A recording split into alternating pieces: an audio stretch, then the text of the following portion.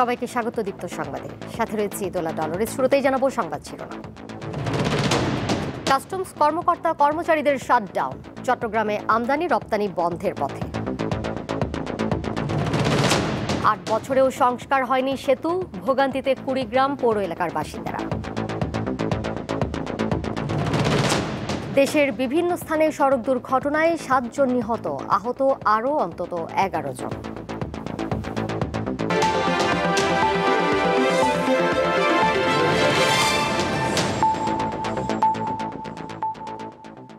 Customs কর্মকর্তা কর্মচারীদের shutdown কর্মসূচির প্রথম দিনে চট্টগ্রাম বন্দর দিয়ে আমদানি রপ্তানি কার্যক্রম বন্ধ হতে শুরু করেছে। শনিবার সকাল ৬টা থেকে কর্মসূচি শুরু হয়। এতে বন্দর থেকে পণ্য খালাস কার্যক্রম প্রায় বন্ধ রয়েছে। আমদানি রপ্তানি পণ্যের শুল্ক আদায় বন্ধ হয়ে গেছে, তবে এখন পর্যন্ত জাহাজ থেকে কন্টেইনার ওঠানো নামানো কার্যক্রম চালু রয়েছে, কারণ এসব জাহাজের নিবন্ধন সহ অন্যান্য কার্যক্রমের অনুমোদন আগেই হয়েছে। নতুন আসা যেসব জাহাজের নিবন্ধন হয়নি সেগুলো জেটিতে ফেরানো হচ্ছে না। কর্মসূচি অব্যাহত থাকলে পুরো বন্দর অচল হয়ে পড়ার আশঙ্কা ব্যবসায়ীদের। সব পক্ষের অংশগ্রহণের ভিত্তিতে রাজস্ব খাতের সংস্কার ও জাতীয় রাজস্ব বোর্ডের চেয়ারম্যানের অপসারণের দাবিতে আজ থেকে সারা দেশের শুল্ক কর কার্যালয়ে লাগাতার শাটডাউন কর্মসূচি শুরু হয়। শিপিং এজেন্টস অ্যাসোসিয়েশনের পরিচালক খায়রুল আলম জানান, এই কর্মসূচি আমদানি রপ্তানিতে ভয়াবহ সংকট তৈরি করবে, কারণ কাস্টমসের সব কার্যক্রম বন্ধ থাকায় পুরো বন্দরে অচল অবস্থা তৈরি হবে। দীর্ঘ ৮ বছরেও একটি সেতুর সংস্কার না হওয়ায় চরম ভোগান্তিতে কুড়িগ্রাম পৌর এলাকার কয়েক হাজার মানুষ। প্রতিদিনই ঝুঁকি নিয়ে চলাচল করতে হয় স্থানীয়দের। সেতু সহ সংযোগ সড়ক মেরামতের দাবিতে বিভিন্ন দপ্তরে যোগাযোগ করেও লাভ হয়নি বলে জানান এলাকাবাসী। সেতুর নেই সংযোগ সড়ক, কাঠ ও বাঁশের জোড়াতালি দিয়ে তৈরি পাটাতন। প্রতিনিয়ত ঝুঁকি নিয়েই এই সেতু দিয়ে চলাচল করছে মানুষ। এতে ছোট বড় দুর্ঘটনা লেগেই রয়েছে। এ চিত্র কুড়িগ্রাম পৌরসভার টাপুভেলা কোপা এলাকার ৬ নম্বর ওয়ার্ডের। পার্শ্ববর্তী আরও ২টি ইউনিয়নের হাজারো মানুষের যাতায়াতের একমাত্র পথ এটি। ২০১১-১২ অর্থ বছরে টাপুভেলা কোপা এলাকায় নির্মাণ করা হয় ১৭ মিটার দৈর্ঘ্যের এই সেতু। পরে ২০১৭ সালের বন্যায় ক্ষতিগ্রস্ত হয় সেতুটির সংযোগ সড়ক। এরপর আর সংস্কারের কোনো উদ্যোগ নেয়নি প্রশাসন। উপায় না পেয়ে স্থানীয়রা নিজ খরচে বাঁশ ও কাঠের পাটাতন দিয়ে কোনো রকমে যাতায়াত সচল রেখেছেন। ১০-২০ হাজার ২৫ হাজার মতো মানুষ এই রাস্তায়, দুইটা ঘাটের লোক এই রাস্তা দিয়ে চলাচল করে। কৃষি মালামাল আনার পারাপার খুব কষ্ট হয়। এই ব্রিজে অনেক মা বোন এই চলাচলি করতে পড়িও গেছে নিচে। উপরোক্ত কর্তৃপক্ষরা নজর দিলে, সুদৃষ্টি দিলে আমরা অনেক উপকৃত হব। জনদুর্ভোগ কমাতে সেতুটির সার্ভে কাজ সম্পন্ন হওয়া সহ দ্রুত সময়ের মধ্যে সংস্কারের আশ্বাস দেন কুড়িগ্রাম পৌরসভার এই কর্মকর্তা। বর্তমানে 9 ডিস্ট্রিক্ট পৌরসভার আওতায় এর টোপোগ্রাফিক্যাল সার্ভের কাজ সম্পূর্ণ হয়েছে। কাঠকলন প্রণয়নের কাজ চলতেছে। আশা করছি অতি দ্রুত কাজটি বাস্তবায়িত হবে। শুধু আশ্বাস নয়, দ্রুত সমস্যা সমাধানের দাবি জানান স্থানীয়রা। দীপ্ত বার্তাকক্ষ। মুন্সিগঞ্জ, কুষ্টিয়া ও জামালপুরে পৃথক সড়ক দুর্ঘটনায় ৭ জন নিহত হয়েছেন, আহত হয়েছেন অন্তত ১১ জন। শুক্রবার রাত ৩:৩০টার দিকে ঢাকা মাও এক্সপ্রেসওয়ের শ্রীনগর সিংপাড়া নোয়াপাড়া ও হাসারা ব্রিজ ২ এর মধ্যবর্তী স্থানে দুর্ঘটনা ঘটে। পুলিশ জানায়, ঢাকামুখী একটি ট্রাককে পেছন থেকে দ্রুতগামী একটি যাত্রীবাহী বাস ধাক্কা দিলে ট্রাক ও বাস উভয়ই নিয়ন্ত্রণ হারিয়ে সড়কের মাঝখানে থাকা রেলিংয়ের সঙ্গে ধাক্কা খায়। এতে ঘটনাস্থলে ২ জন নিহত এবং বেশ কয়েকজন আহত হয়। খবর পেয়ে শ্রীনগর ফায়ার সার্ভিসের একটি দল ঘটনাস্থলে পৌঁছে আহতদের উদ্ধার করে ঢাকায় পাঠায়। ঢাকায় চিকিৎসাধীন অবস্থায় আরও 2 জনের মৃত্যু হয়। এই ঘটনায় আহত অন্তত 10 জনকে হাসপাতালে চিকিৎসা দেওয়া হচ্ছে। অন্যদিকে কুষ্টিয়া পৃথক সড়ক দুর্ঘটনায় এক পুলিশ কনস্টেবল সহ 2 জন নিহত হয়েছেন। সকালে কুষ্টিয়া ঝিনাইদহ মহাসড়কের আলামপুর এলাকায় এই দুর্ঘটনা ঘটে। অন্যদিকে শনিবার সকালে জামালপুরের দেওয়ানগঞ্জ উপজেলায় রাস্তায় হাঁটাহাঁটির সময় প্রাইভেট কারের ধাক্কায় আতাউর রহমান নামের এক স্কুল শিক্ষক নিহত হয়েছেন। এতে গুরুতর আহত হয়েছেন আরও একজন।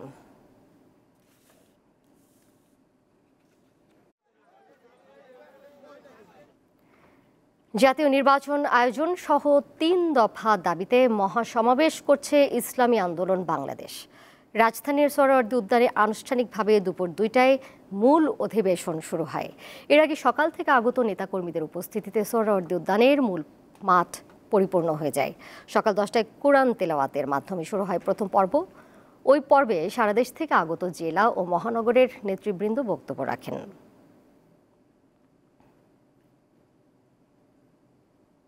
একটা দাবি হলো নারী নীতি বাতিলের প্রসঙ্গে, দ্বিতীয় আরেকটা হলো যে বাংলাদেশ নির্বাচনের আগে বাংলাদেশের মানুষ সংস্কার চায়। এই সংস্কারের দাবি নিয়ে আমরা বাংলাদেশে এই ইসলামী আন্দোলনের সমাবেশে আগমন করেছি। ইসলামী আন্দোলন বাংলাদেশ পিসাব চরমনাই কে দেখতে চাই হাত পাকা মার্কায় ভোট দেওয়ার জন্য। আমরা ফ্যাসিস্টদেরকে আর দেখতে চাই না। একটা ইসলামী আদর্শিক সরকার এর নেতৃত্বে দেশ চলবে, মানুষ শান্তি শৃঙ্খলার সাথে থাকবে। এই মুহূর্তে সোহরাওয়ার্দী উদ্যানে রয়েছেন সহকর্মী নূর আলম, সরাসরি যুক্ত হচ্ছেন তিনি সবশেষ খবর জানাতে। নূর, এই মহাসমাবেশে নেতারা কি বলছেন, কারা কারা বক্তব্য রেখেছেন, এরই মধ্যে নতুন কোনো কর্মসূচিকে ঘোষণা করা হয়েছে?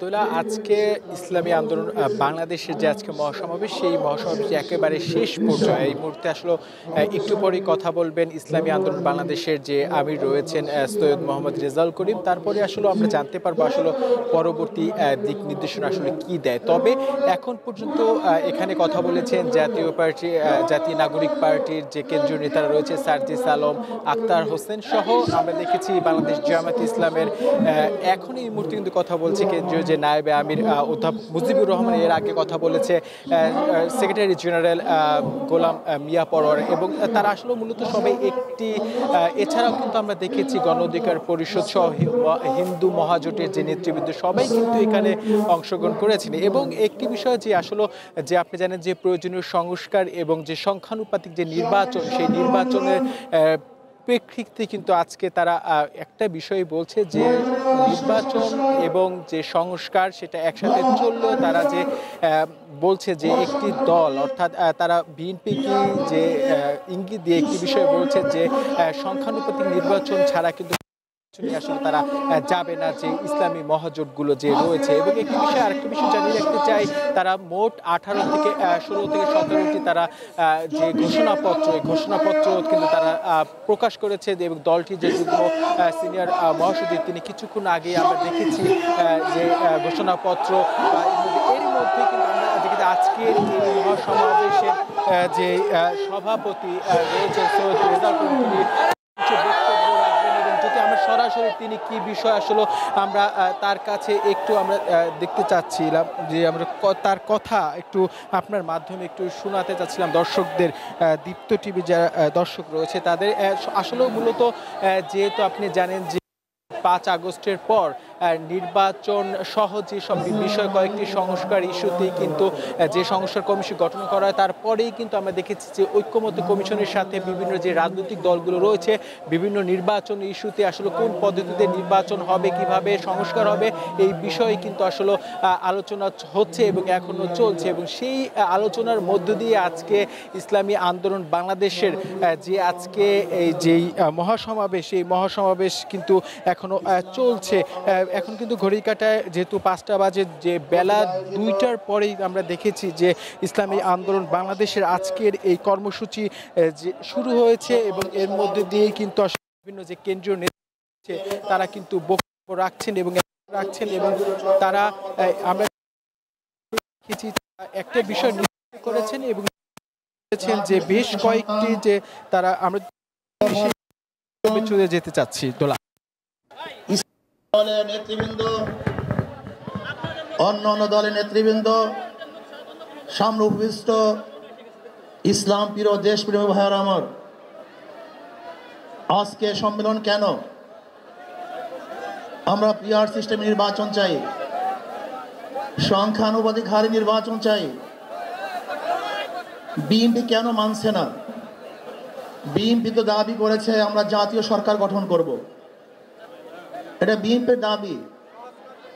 আর জাতীয় সরকার গঠন করার জন্য সবচেয়ে ভালো পদ্ধতি পিআর সিস্টেম নির্বাচন। জাতীয় সরকার সর্বদলের অংশগ্রহণমূলক সরকার, আর সর্বদলের অংশমূলক সরকার গঠন হতে পারে একমাত্র পিআর সিস্টেম নির্বাচনের ভিত্তিতেই। তাহলে কেন বিএনপি মানছে না, কারণটা কি আমি তো বুঝি না। অবশ্যই বিএনপিকেও পিআর সিস্টেমে নির্বাচন মানা উচিত। সংস্কার চাই। বিএনপি বলছে আমরা সরকার গঠন করে ক্ষমতায় গিয়ে সংস্কার করব। প্রথম প্রশ্ন হলো এই, আগামীতে বিএনপি ক্ষমতায় যাবেন, এই গ্যারান্টি আপনি কে দিয়েছে? আপনি কিভাবে? সোহরাওয়ার্দী উদ্যানে 3 দফা দাবিতে ইসলামী আন্দোলন বাংলাদেশের মহাসমাবেশ এখনো চলছে। আমরা সরাসরি সেখানে ছিলাম। অন্তর্বর্তী সরকারের প্রধান উপদেষ্টা অধ্যাপক ডক্টর মোহাম্মদ ইউনূসের 85তম জন্মদিন আজ। চট্টগ্রামের হাটহাজারী উপজেলার বাথুয়া গ্রামে 1940 সালের 28 জুন তিনি জন্মগ্রহণ করেন। 1962 সালে চট্টগ্রাম কলেজের প্রভাষক হিসেবে কর্মজীবন শুরু করেন ডক্টর ইউনূস। 1976 সালে হাটহাজারীর জোবরা গ্রামে পরীক্ষামূলকভাবে গ্রামীণ ব্যাংক প্রকল্পটি শুরু করেন তিনি। 2006 সালে ডক্টর ইউনূস এবং তার প্রতিষ্ঠিত গ্রামীণ ব্যাংক যৌথভাবে শান্তিতে নোবেল পুরস্কার লাভ করেন।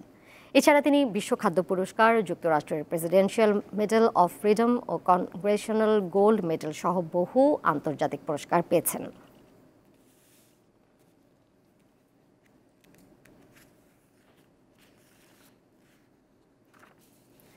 এবার কেওয়াই স্টিল চট্টগ্রাম সংবাদ।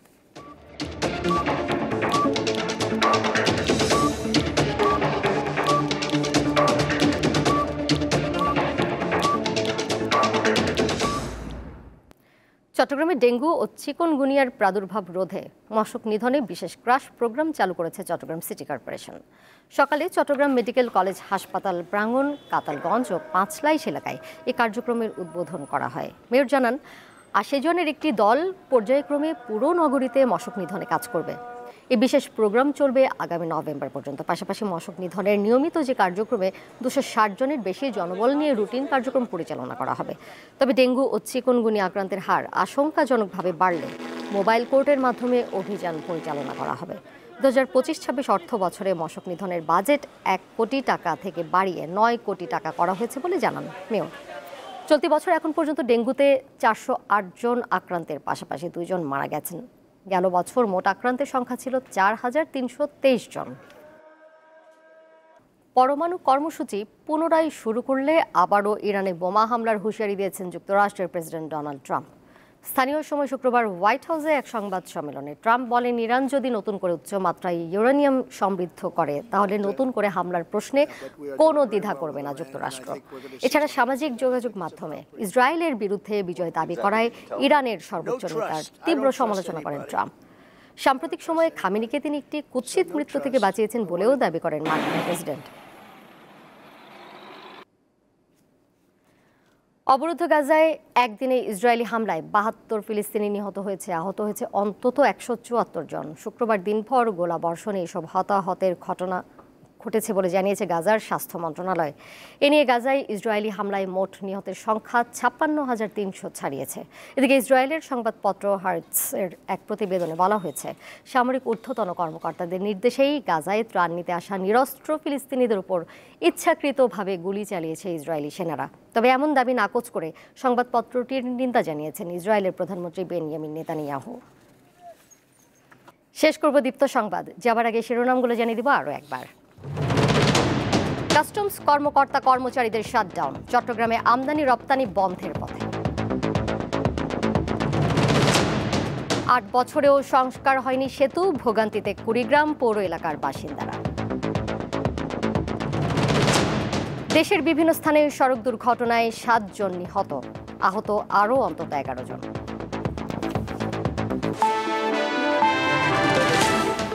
এই ছিল এখনকার মতো। পরের সংবাদ দেখবেন সন্ধ্যা 6:40 এছাড়াও আরও তথ্য এবং বিনোদনের নানা খবরাখবর জানতে যুক্ত থাকুন দীপ্ত ডিজিটাল প্ল্যাটফর্মে। ধন্যবাদ সবাইকে।